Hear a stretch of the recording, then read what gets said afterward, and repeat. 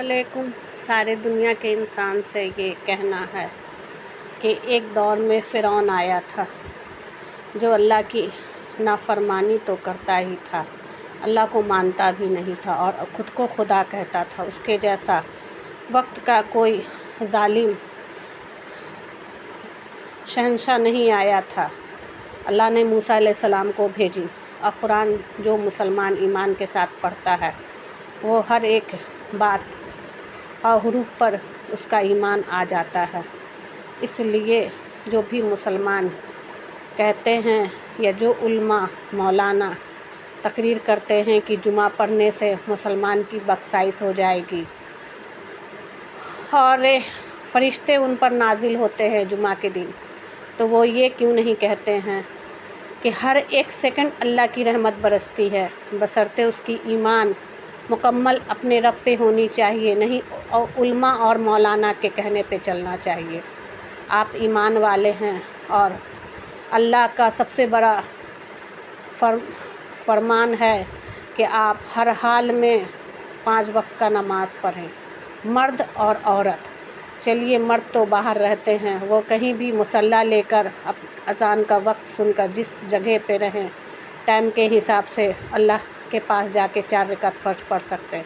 पर औरत तो घर में रहती है, हर एक काम को छोड़कर अल्लाह की इबादत करेगी, तो वो उस औरत से इस्लाम और दीन दोनों दुनिया में कायम रहेगा और आने वाले हमारे नस्लों को भी ये दीन मिलेगा, क्योंकि हम लोग मिलादुल नबी और कुरान ख़वानी हर चीज़ उल्मा पे छोड़ दिया है।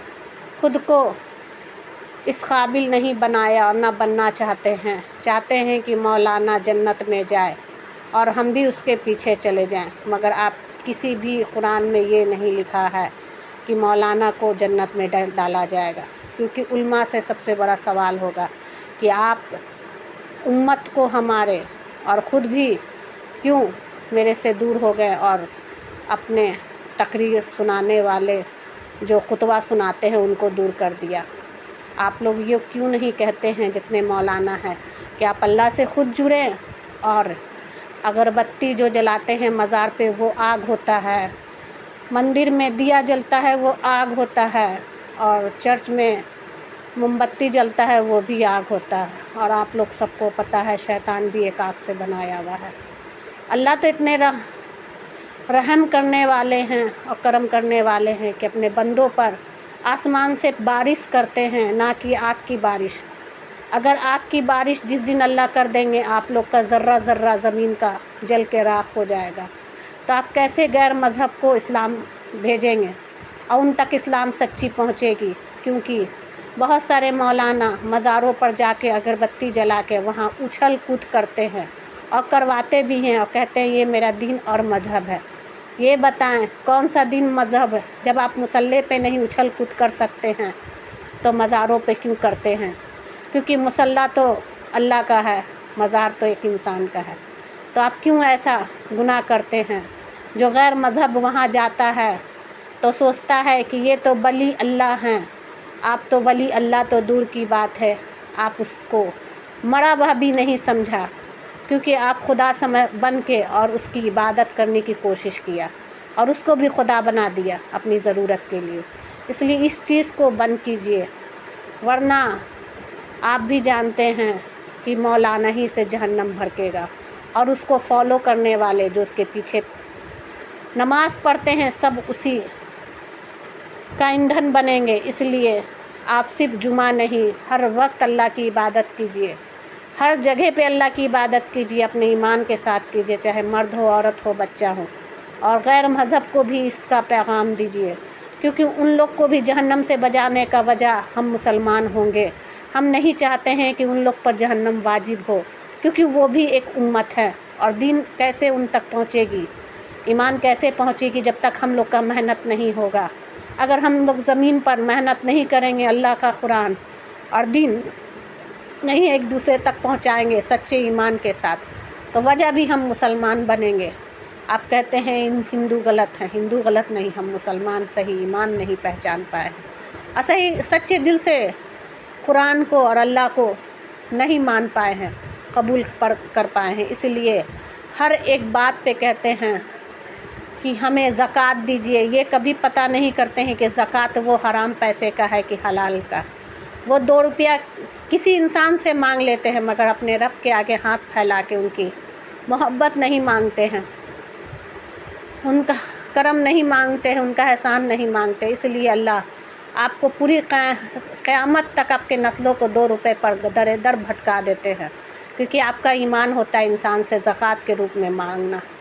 اللہ کبھی بھی اللہ والے کو نہیں کسی کے در پہ جھکنے دیتے ہیں، کیونکہ اس کو مانگا ہوا کھانا گلا سے نہیں اترے گا جب تک وہ پسینہ بہا کے محنت کر کے نہیں کھائے گا۔ اس لیے آپ لوگ ایمان چیتیں اور غیر مذہب تک ایمان پہنچائیں اور بتائیں کہ آگ کا مطلب کیا ہوتا ہے۔ جب آپ اپنے رب کے پاس آگ لے کے جاتے ہیں جو اگربتی، چراغ، موم بتی میں ہوتا ہے، وہ ایک آگ ہے، آپ اس کو نہیں برداشت کر سکتے ہیں۔ اللہ جس دن ویسا آگ آسمان سے برسا دیں، آپ جل کے راکھ ہو جائیے گا۔ جہنم اسی سے بھڑک رہا ہے۔ ابھی بھی ایمان لائیے، ابھی بھی وقت نہیں گیا ہے جب تک آپ کی زندگی ہے۔ سچے دل سے توبہ کر کے اپنے رب کے آگے جھک جائیے اور جتنا وقت ملے 5 وقت کا پابند ہو جائیے۔ اور قرآن نہیں بھی پڑھنا آتا ہے تو اس کو سیکھنے کی کوشش کیجیے اور قرآن پڑھنے کی کوشش کیجیے، کیونکہ اس سے آپ اپنے اللہ سے ہم کلام ہوتے ہیں اور ایمان کی تازگی اور درست ہوتا ہے۔ ایمان آپ کا سب سے بڑا پہچان ہے انسان ہونے کا، اور سچی محبت اللہ کی آپ کے ایمان کی مضبوطی ہوگی۔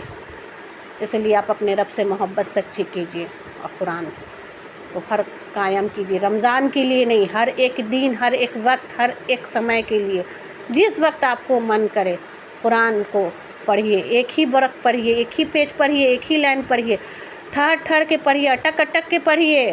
اللہ سچے دل سے اللہ سے ہی دعا کیجیے کہ اللہ ہم تو سچے من سے پڑھے ہیں، آپ اپنے کرم سے، اپنے مہربانی سے، اپنے احسان سے اللہ اسے قبول کر کے ہم کو تا زندگی تا عمر اس کی تلاوت کرنے کی ہدایت دیجیے، اور اللہ ہم سے راضی ہو جائیے، ہم آپ سے راضی ہیں، اور ہمیشہ اللہ سے جڑے رہیے۔ یہ قرآن آپ کو اللہ سے جوڑے گا، پر آپ کا ایمان اچھا ہوگا۔ آپ کو علماء کے پاس مدد کے لیے نہیں جانا ہوگا، آپ کو مصلی پہ ہاتھ اٹھا کے اللہ سے مانگنا ہوگا، کیونکہ یہ نبی پاک آپ صلی اللہ علیہ وسلم کا سب سے بڑا فرمان تھا کہ میرے در پہ بھی تم مجھ نہیں آؤ گے مانگنے کے لیے، اللہ سے مانگنا۔